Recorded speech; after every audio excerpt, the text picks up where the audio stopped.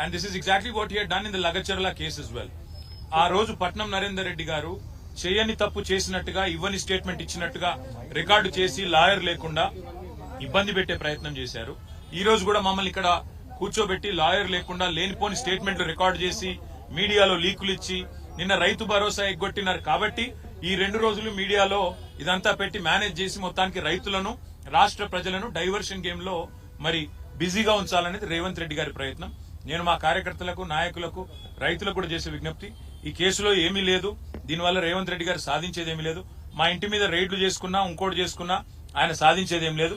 మాకు తెలుసు ఇక్కడ మమ్మల్ని కూర్చోబెట్టి మా ఇంట్లో ఇవాళ మా మామగారి 2వ సంవత్సరికం ఇంట్లో ఇవాళ ఆ ఏర్పాట్లు జరుగుతున్నాయి. ఆ సంవత్సరికం మీద కూడా పడి ఆ పూజల మీద కూడా పడి మేము దాడులు చేస్తామంటే నేను చేయగలిగింది ఏమీ లేదు. నేను అనేదల్లా ఒకటే, నేను చట్టాన్ని గౌరవించే పౌరుడిగా బాధ్యతగా వాళ్ళు పిలిచారు, నేను వచ్చాను. నిజాన్ని నాకు రావాల్సిన అవసరం లేదు, ఎందుకంటే కోర్టులో తీర్పు రిజర్వ్ అయ్యి ఉంది. నేను చెప్పొచ్చు, లెటర్ రాయొచ్చు, కోర్టులో ఉంది, కోర్టు తేల్చిన తర్వాత వస్తానని తప్పించుకోవచ్చు. నేను తప్పించుకోదలుచుకోలేదు. నేనే తప్పు చేయలేదు, తప్పకుండా నిజాయితీగా ఉన్నాను కాబట్టి ధైర్యంగా వచ్చాను. మరి వీళ్ళు లాయర్ను నా పక్కన కూర్చోబెట్టుకుంటానంటే అంటున్నా ఒకటే ఒక కారణం, వీళ్ళు పట్నం నరేందర్ రెడ్డి విషయంలో చేసిన కుట్ర. ఆయన ఇవ్వని స్టేట్మెంట్ ఇచ్చినట్టుగా ఏదైతే రేవంత్ రెడ్డి గారి డైరెక్షన్ లో నా పేరు కూడా చెప్పించి నన్ను ఇరికిచ్చే ప్రయత్నం ఏదైతే చేసినరో, ఇక్కడ నేను కూడా